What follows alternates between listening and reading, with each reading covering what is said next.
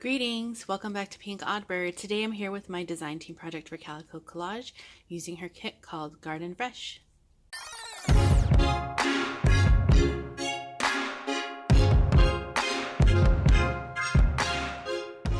Before we get started with the flip through of the book that I have made today, I have a couple of quick housekeeping items to touch on really quick. I have to do a little honorary mention in this little traveling journal because when I did the initial reveal of it in the video, two of the pages were stuck together, so I missed a really awesome page that Gracie did, and I wanted to come and show it to you guys because it is awesome. So this one was done by Gracie Beach Bum 13, and I love this page so much. So thank you so much for this, Gracie, but I definitely wanted to come and show you guys because she knows how much I love this movie and Tim Burton in general.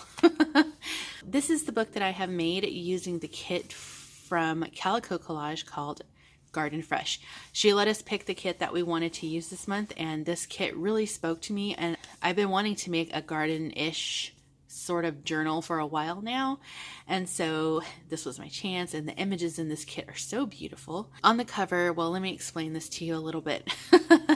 So it's a traveler's notebook, and there's one signature. This one is so chunky, but I just have a little piece of twine here holding it closed, and so for the cover on this one, I had went to one of these, one of the fancier secondhand stores by where I work, and they had this really cool embroidered piece in a frame.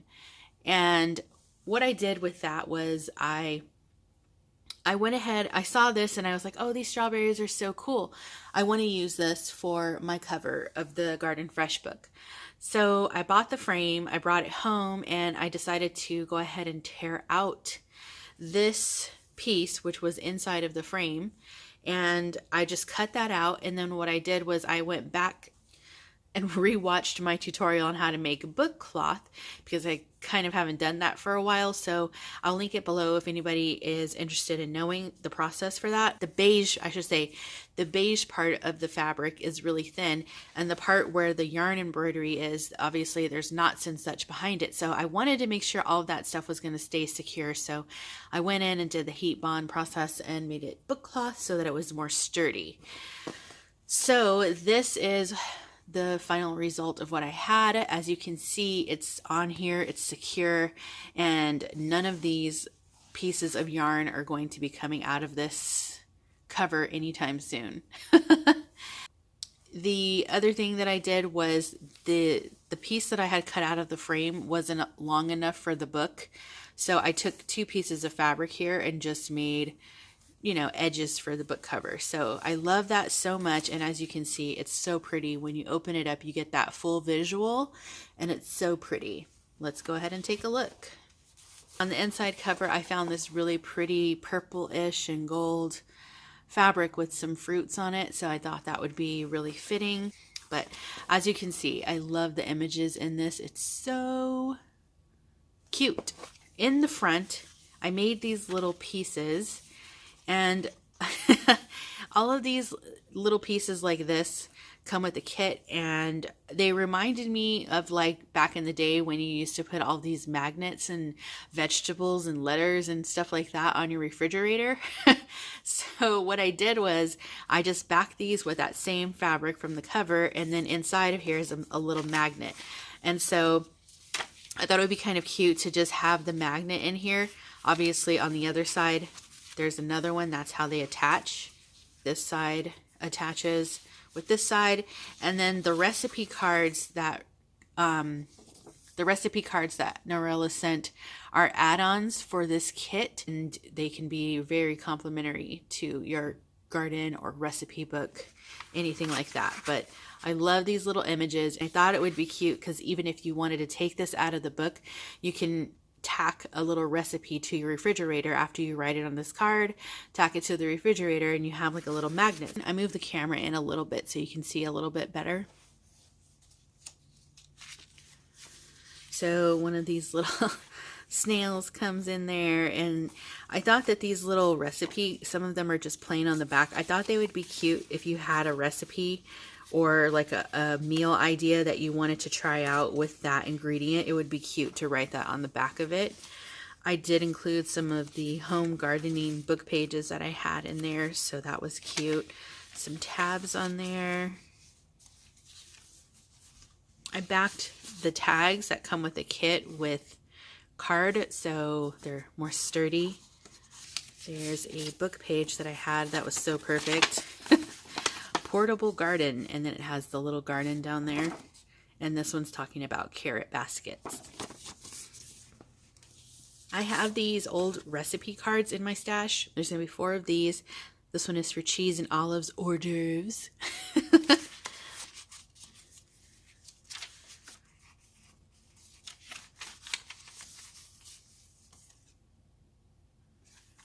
I love dill. Oh man. That little wheelbarrow. I thought that was so cute to put in there as a tuck spot. Again, I backed this on heavy card so it's sturdier. There's a little pocket here. These pages are so beautiful. I love it. This is I have this cool recipe book, but I love it because of all the detailing that it has, but it has like little recipes and stuff on it, so that's cute. This was a little fabric piece, and what I did with this is I just stitched on some of those little images that came with the kit, and I've turned them into pockets. So I feel like if you have a recipe that might come up, say you have a lemon pie recipe, tuck that in here. If you have strawberry recipe, tuck it in here. I'll link to all of the information about this kit in the description. So here's a little watering tin, and then I just put a little Tim Holtz. There we go. I put a little Tim Holtz clip there. There's apricots, and then there's another recipe card underneath, and I just distressed it here to give it a little bit of an aged look. This kit actually is sized to be traveler's notebook size, and if I'm not mistaken, it also comes in a regular size kit.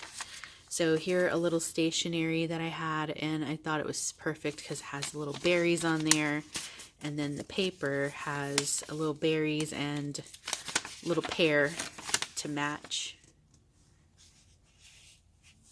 Little tag here, and these little tiny tags, they come from Laura's shop, the Papered Soul, and then I just tucked it in with a little tab from the kit there. A couple of little pieces of ephemera, and then I used one of the quotes as a tuck spot. And in here we have, this is an envelope that I had, but I thought this little girl here was adorable. She's like chilling in the apple garden, having an apple, reading a book. And the envelope was a little too big for the book size, so I just folded the bottom of the envelope up to make it a little pocket so she can, this book is going to be given as a gift, by the way, so she can tuck something in here if she wants to. And then there's also, of course, space in there for something. And then around the page here, this envelope comes with the actual kit.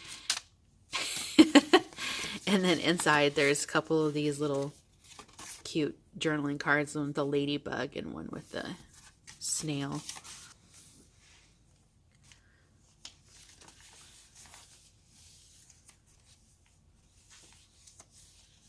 So these I folded in, and so that's what the center looks like.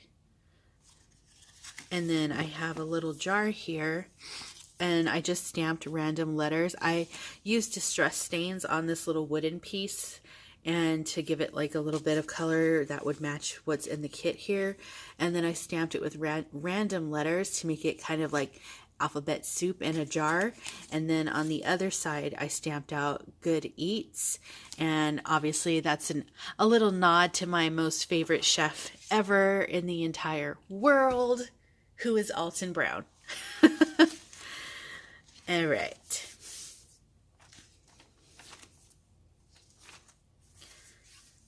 This was obviously a piece, and I could have cut this out, but I thought it was kind of cute to leave it with little hints of what the kit was called on there.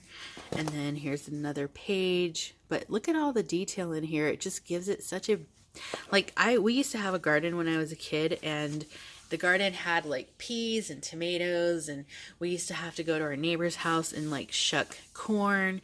It was, you know, like an awesome, I have really fond memories of gardens and growing up. And tomato plants is something that we really had a lot of. We had chili plants also.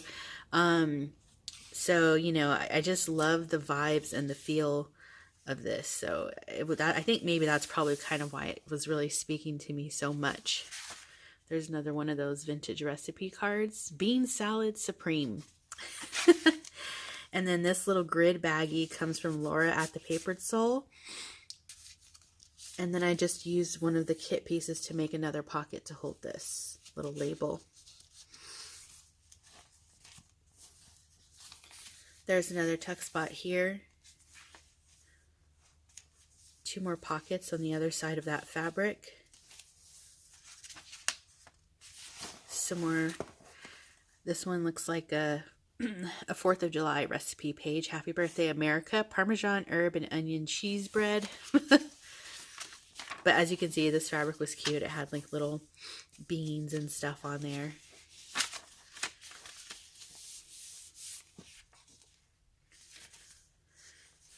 So here on this little page, I put in the number 8, and obviously that's a little play on words because 8, as in I ate some vegetables.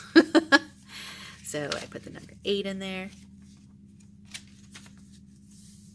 And then here, another one of those little recipe cards, and it has tomatoes attached to it.